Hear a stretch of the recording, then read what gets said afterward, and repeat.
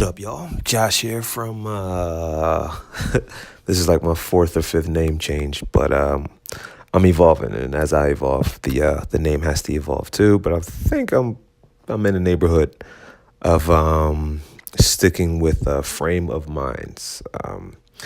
The reason why I chose that name, not to give you like the whole backstory, but I'm doing a combination of personal development, mental development, through the body, mind, body, and spirit connection, but connecting that with my newly found skills. I'm sort of new, like, 4 years. I'm 4 years in of photography, film, and things like that. So, when you take photos or when you're doing videos, you call them like frames, right? 24 frames per second, or you can call pictures frames. That's what they used to call them. Some people still call them that, or exposure. So I'm sort of tying in, trying to like figure out a name that ties in both my, the frame of mind, the mental development, the physical development with like the creativity. So I'm almost trying to be like a different version, not of Nike, but just how how you ever watch a Nike commercial and it sort of just like sticks with you. Like, in my opinion, Nike does some of the best visuals and inspirational commercials and ads that there are, and they've been doing it, crushing the game for years. So I'm sort of inspired by Nike. So frame of minds or active frame of minds or something like that. But I just finished my workout. I usually work out in the morning. I'm like a month in straight, and I'm switched my routine to sort of going from having a specific goal, meaning, whether I wanted to do a race or whether I wanted to, gain a few pounds of muscle or drop some body fat or whatever it was. I usually had like a goal, but now I'm sort of in the mindset of just adopting a daily practice. I used to train. I mean, I still train hard. Don't get me wrong. I sort of need that. I don't know if you guys are into like signs and things like that, but being a Sagittarius, I don't read into it 100%, but I do see some similarities and some accuracies as far as my personality as a Sagittarius, and we tend to be people that run towards fires and become firemen and entrepreneurs, and we're sort of, not that we're adrenaline junkies, but we're like searchers of truth and righteousness and knowledge and different things like that. So I sort of almost forgot where I was going with this, but I finished my work. All right, bro. I practice. So I still need the intensity. That's where I was going. I still need the intensity of a workout. I need a good sweat. I don't want to break like a light sweat. I want a really good sweat. But my approach to it now is that of a practice. So I'm not going 100% now. I sort of go, maybe, depends on the day, depends on what I'm doing. I'm going about maybe 70, 80%, but like a calculated and peaceful, if you will, 70, 80%, so that way I can train every day, as opposed to what I used to do is go 120% and try to do that 2-3 days a week.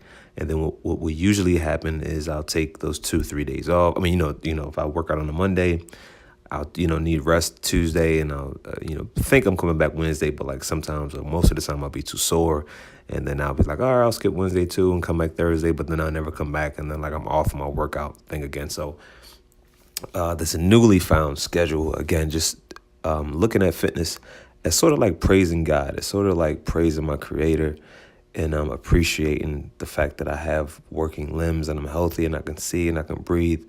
I sort of view it as me being ungrateful and not showing gratitude if I just sort of let my body atrophy, if I just sort of let it deteriorate. So in a sense, me working out and running and strengthening myself is like me praising and being appreciative of the abilities that I have as a human, and that's why I want to do the daily practice. I've been doing the daily practice every week, and I've never been this consistent. Even as a personal trainer, I've never been this consistent for this long.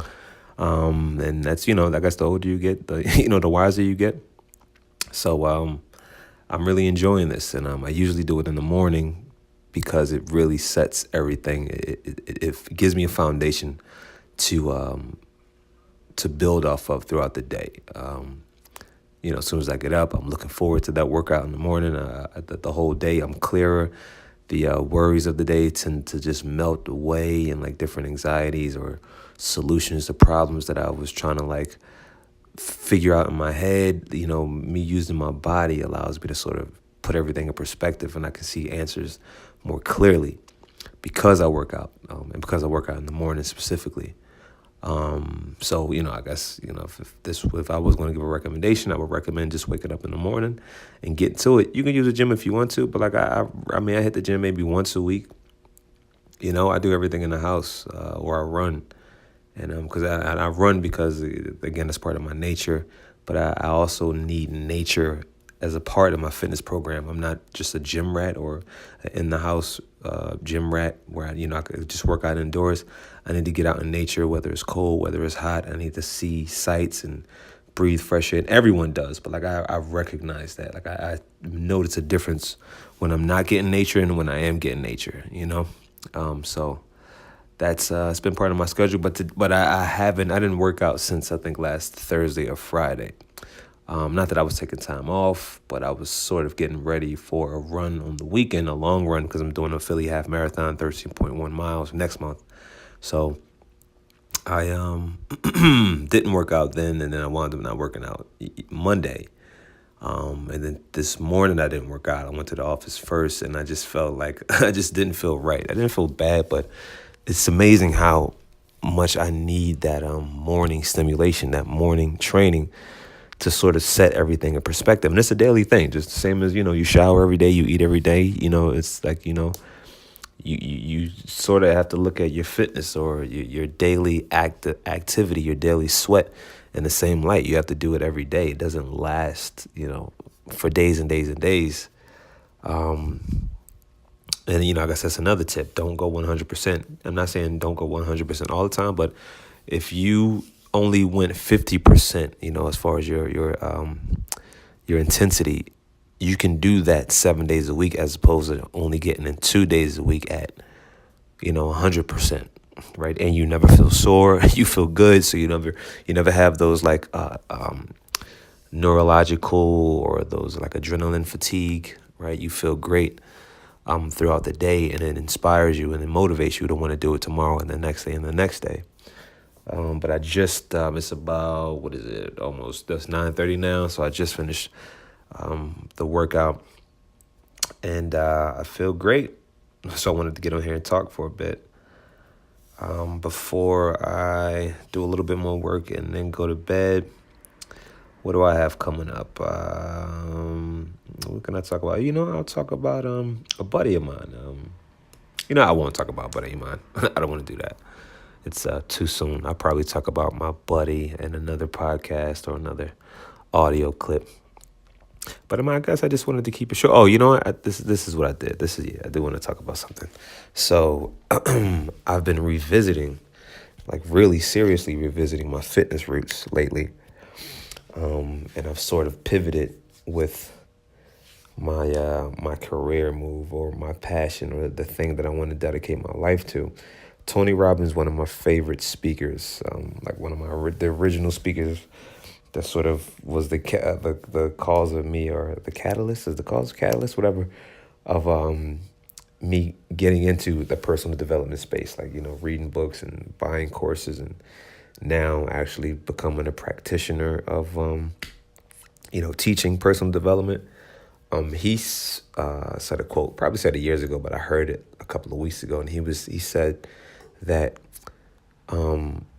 you can be in your career, you can be in your life in general, you can be successful and not be fulfilled, right? But to be fulfilled and successful is like, it's sort of like an art, and it's something you have to really give some thought to. And that was around the same time I was, making the changes and building my personal development site and my coaching program. Yeah, got fire engines. That's the city. We're in the city. Or maybe it's a fire engine.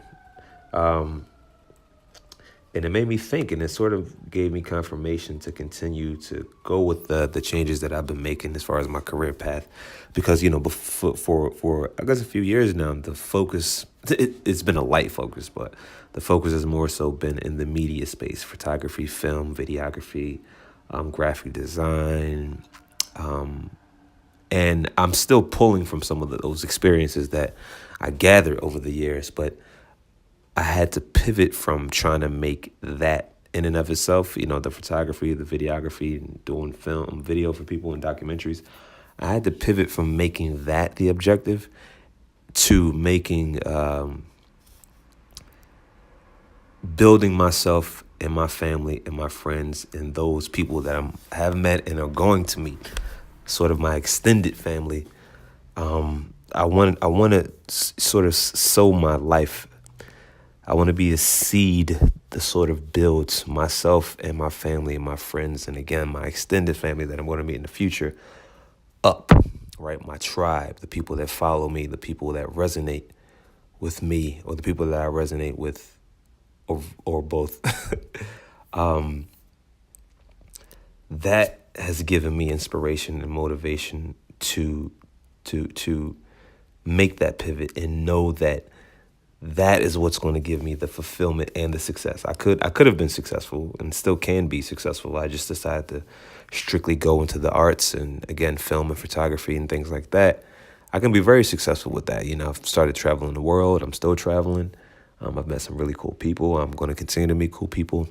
But I just know that sense of duty, that sense of making a difference, wouldn't have been there as much as it will be with what I'm going with now, if that makes sense. Not saying I wouldn't be happy, but I would be successful, but not have that deep sense of fulfillment.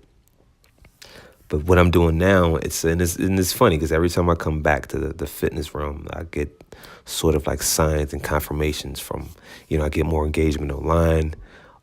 Clients that I've trained before tell me, sort of like give me encouragement. They don't even know that they're encouraging me, but they sort of give me encouragement. My family gives me encouragement. But this go around, I'm really focused on, again, helping me, helping my immediate family, my parents, my brothers and my sisters, my extended brothers and sisters, and really building up even my community. You know what I mean? Even the African American community. I feel like this is me doing my part, or adding to the solutions that are unique to unique to my community, the African American community. So because I have a certain skill set and a certain sort of reservoir of knowledge, is my duty, and the ability to articulate that, I feel like it's my duty to go ahead and teach people what it is that I know. And again, like I said, I could teach people photography and film, but what does that really do? Of course, it would make some people's lives better, but like as the overall sort of theme and legacy that I want to leave when I die, like, do I want to have taught millions of people to become photographers and filmmakers? That's not a bad gig, but is that going to leave me feeling like I really left my stamp in this world? Not as much as it would. Not as much as this will.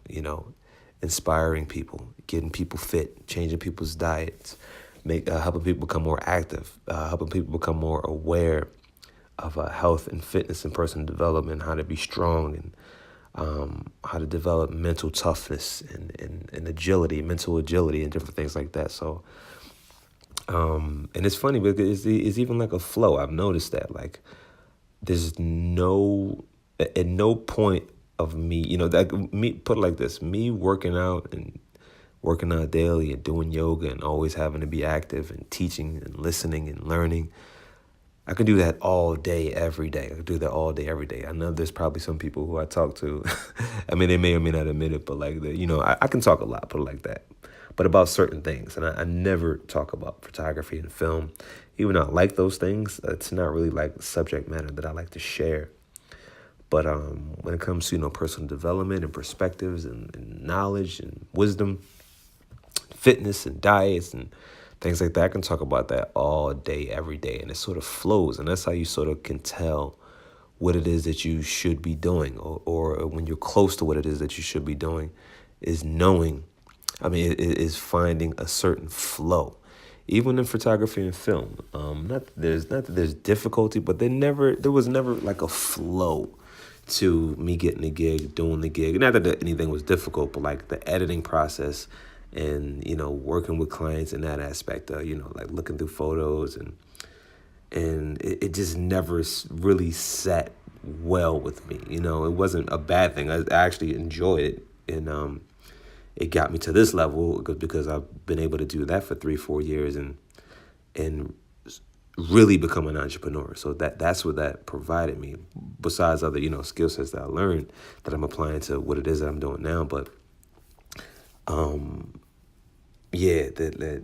that's sort of how you can tell when you're on that vein or on that track of doing what it is that you should be doing, when you find a flow, when you could do it all day, every day, it's easy, and then you find people start to sort of show up in your life that could use what comes naturally to you. And it's easy to negate what it is, that the skill sets that we have, because it comes so naturally to us that we feel like it's not as valuable. But what I'm learning and finding out is that it is valuable. If you know how you tie your shoe, I forget who gave this example, but if you know how to tie your shoe and somebody doesn't know how to tie their shoe, to them, you are an expert. You're somebody that can help them, help improve their life.